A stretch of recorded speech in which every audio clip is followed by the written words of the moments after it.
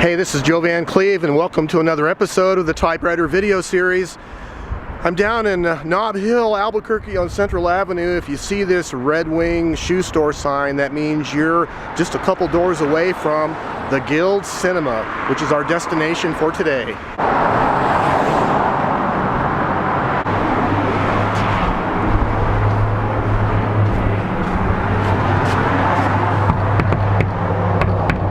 We are waiting at the door of the Guild Cinema.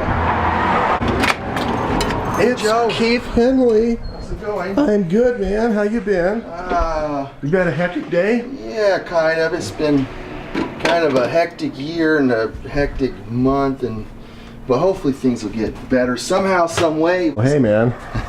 Well, this is a one-screen situation. One theater, one screen, one location worldwide, and it's going to stay that way. That is our screen. That's in what's called a scope. I think it's 235 to 1 or 2.4 to 1. That's widescreen. We're showing this movie that's in scope. And when we put the flaps in and the lower masking down, then that's flat 185. But those are the two maskings we've got. And there's our LED lighting diagonal. Kind of goes out like stars, you know, when the lights go down. I kind of like that effect.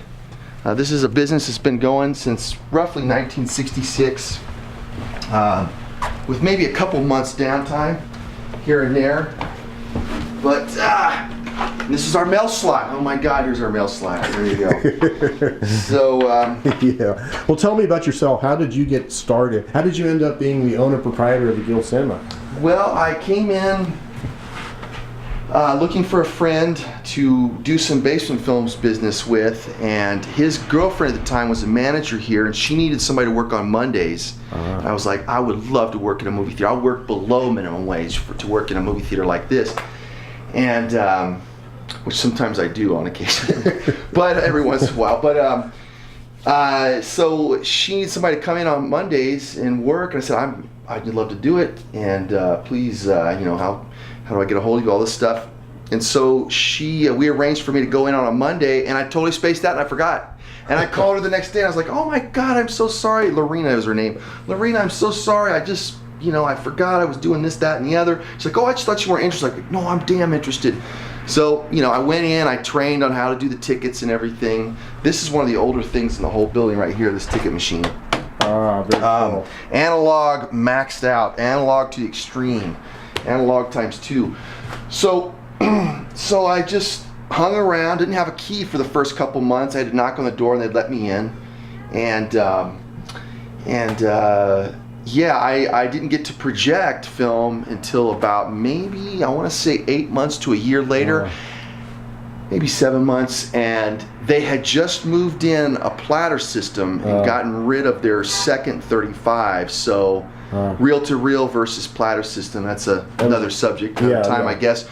And so I just stuck with it. I stuck around. I worked here and I worked here and I worked here and I worked here. It changed hands. I showed an aptitude or an interest in things, and so they made me a head projectionist. Very cool. And at a certain point, the previous owners sort of had to get back to their careers, had to get back to getting their kids through these really great schools and stuff like that, and so they couldn't really nurture the business the way they wanted to, and they wanted me to buy it, and I didn't have enough money. I couldn't even afford to make car payments on a good used car, so I was in that kind of situation. And I told my dad about it. My dad was like, well, your mother, his grandmother, you know, just inherited some money from a distant cousin that we didn't even know had money. I mean, most of my family's doesn't have a lot of money. It's just that kind of border baseline middle class thing. And but this guy hid his money well and played the stock market well as a military guy, and then you know, she inherited some money, gave my dad some money to put a down payment on a house, and I told her my situation, and she says, oh, I'm, you know, good for that amount of money, which wasn't very much, and she's like, you don't have to pay me back because I'll probably be dead in 5 years. She's still alive at 98 years old. And so it was the first time in my life I'd ever asked for a little bit of money more than like a couple $100 and got it. And so it was just, you know, universe looked down and smiled on me, and I had this opportunity. I had to take it, so I'm really grateful for that. I'm very lucky. And I was able to come up with my end of the money, and this other guy that I had met at a film festival doing live projection art, kind of live 16mm ensemble where you treat the projector as an instrument. It was at the Taos Talking Pictures. He was from the Bay Area. He was well connected to a lot of film people there and a lot of film exhibitors and film. And he's a really sharp guy. And so we bandied together and gave it a go. Two low-rent artist bohemian types, running a business. I don't even think I knew what gross receipts tax was, so just like David Lee Roth says, you hit the ground running. You and I have known each other for quite a while, a couple decades, through Basement Films. And, through Basement Films, which was the passion and the love and the project at hand prior to the Guild Cinema. I'm still affiliated with the Basement Films. I'm its advisory board member. I just went to a meeting the other night. But they've got a new crew and a new lineup, and they're good people. They are. So sometime last year in 2016, I wandered by one morning about 10 o'clock in the morning. I saw your car out here. I knocked on the door, and you let me in, and we talked, and we started talking about typewriters, because I'm a typewriter idiot. And you started talking about, hey, you might be in need of a typewriter. Now tell me, why would you be needing a typewriter at all, instead of like just a computer or something like that? Well, it's maybe it's along the lines of like, it's really great to get a postcard in the mail. I mean, an email is okay too, and a phone call is great, but there's something about getting a postcard in the mail. And so with that kind of thinking, I felt like, isn't it really great to like put the effort into typing a letter to somebody, or typing? It's the labor involved, it's the tactile, you can touch it, you can see that key hit that paper, and there's all those kind of things. My friends say, well, you're a fetish, they're all collecting MP3s, and I still like tape cassettes and albums and stuff like that. So I think it kind of fits into that kind of mentality. There is a fetishness to it, and a sensibility towards your technology, your things, and so I think it kind of fits into that sort of mindset. And typewriters are they're a beautiful thing to look at for me. Aesthetically, I like them. I love them when they work, and they were a part of my childhood. I took typing class in high school. I graduated in the 80s. I remember typing class had a lot of girls in it. Yes, it did. So there's that interest in what some people call dead media, dead technology, and the fact that it can still be functional, and your relationship with the technology. Maybe at some point, if not already, maybe some people will feel that with their old Macs or their old computers. I don't know. I mean, I don't know if we can get nostalgic for an MP3 or an MP4 or whatever. But, so maybe we'll see something like this develop in the next 20 years for the technology now. I don't know.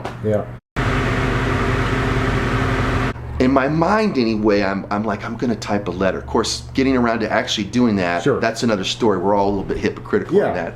We all drag our asses, or at least I do. So I actually owe some people some letters, and I always think it's nice to type. Plus, I have terrible handwriting. Well, that's one of the things that draws me to typewriters, right? But so we talked about typewriters that morning, and I sort of inquired, well, you're interested in a manual typewriter or an electric? And you were kind of interested in an electric typewriter. Tell me about your feelings about why the difference. Why electric and opposed to manual? I probably had an experience where I had a manual and you really had to push the keys so damn hard to get any kind of thing. It was just probably a bummer experience with a manual typewriter, that I could probably eradicate that kind of conditioning if I if I pursued a manual typewriter. And I pointed you to the idea that there are some older electric typewriters that operate like manuals. They use the cloth ribbons that they use over and over and over again. And that sounded interesting to you, right? And then I went home that day, and I think I started thinking about it, and I called you up either the next day or the next week. You said your brother has the family typewriter. So it was the family typewriter, and it's a Hermes 10, right? Which is a sort of a Cadillac or a Maserati, right? Of that typewriter world. Exactly. So I brought it down, and my gosh, there's an electric typewriter in this there is. Let's come on up. One of the smaller booths in the New Mexico as far as movie projection booths go. And I kept your letter in it. Oh, fantastic. So you can see here, Keif.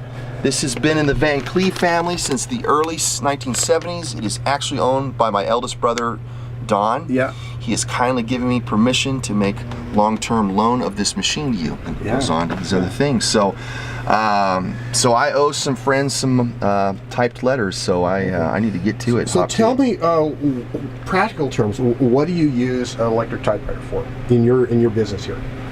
Well, in my business, I have to say almost nothing. Mailing labels would probably be a great one, right? If we could not get it to print laser print on there. But you know, that's not the criterion, I guess, for keeping this around is for its efficiency or its and it works, you know, it's efficient, but for its practicality or its efficient, those are not the values here.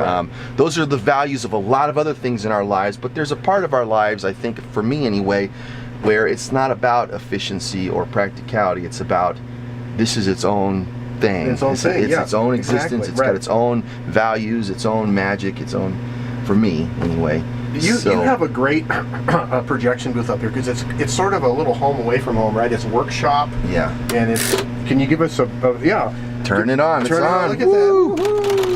Yes. Good baby. Yeah. So this is the projection booth. This is the Dolby rack. The Dolby right rack. Here. This is our small monitor, which I got this for $10 and it's still going strong. Had to replace the switch and that's it, but it's been going for like 30 years. I got it 15 years in, so this monitor is pretty special.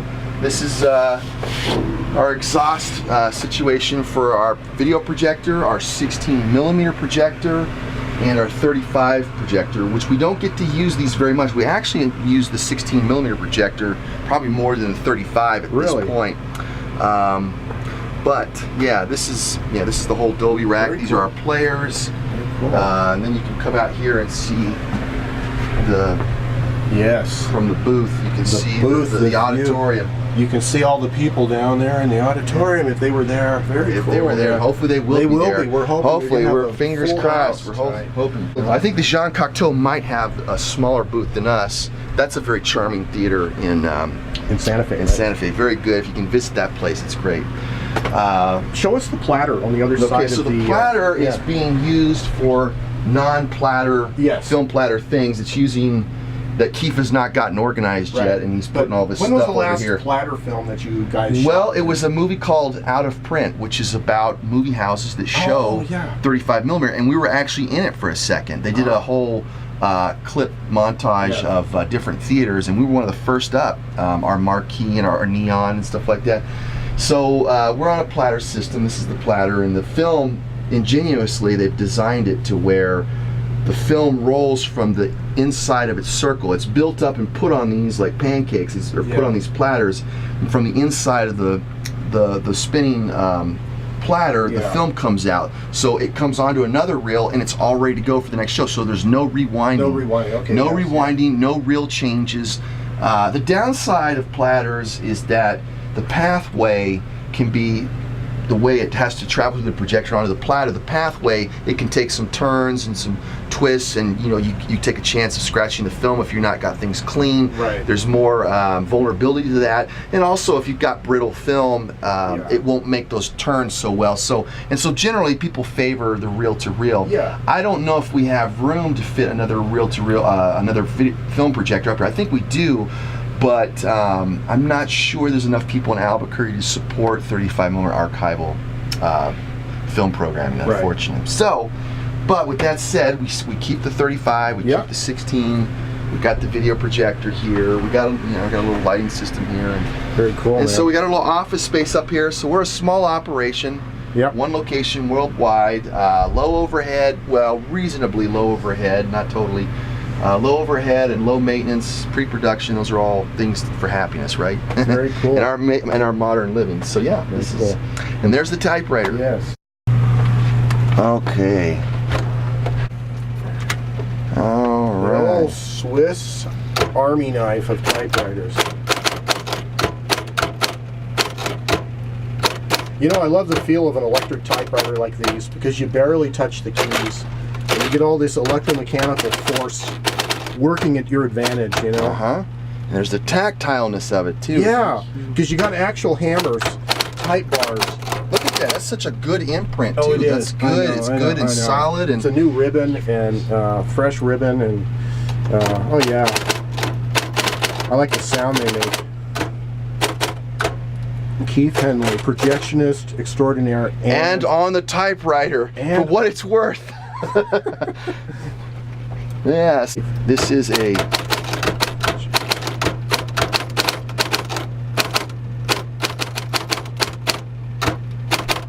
like that. Yeah. Interwebs. Interwebs. Nobody calls it that anymore. There we go.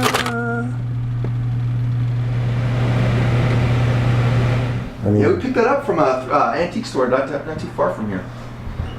It's the right part of town for antiquing. It is. And then, of course, you know, a visit to the Guild wouldn't be complete without looking at the finest restrooms in all of filmdom.